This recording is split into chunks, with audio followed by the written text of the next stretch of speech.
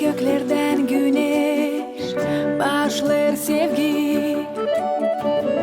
Bir gün daha yaşama bize verdi.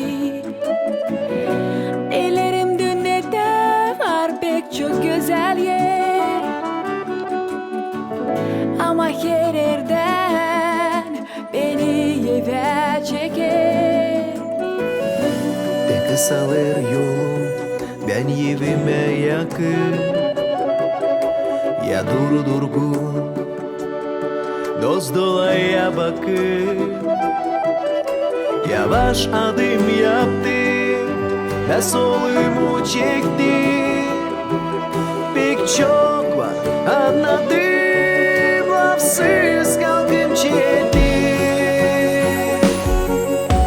Sen hep bir aklımdaysın Gagauzya.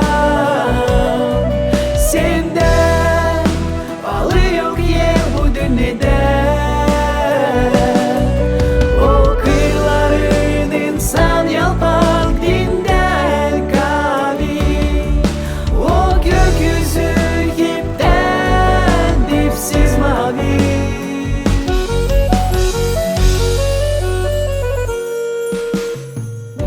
O sokaklar hep aklımda, geniş uzun. İçimi kim sıvazlar ana sözü. Ta küçükten kaçarız güzel yaşamaya.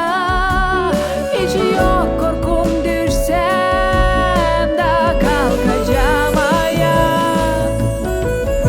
Hep bir söylerdiler bize doğru yaşa. Büyüklere saygı, örnek olma küçük uşak. Çevirsek de yer yaşamayı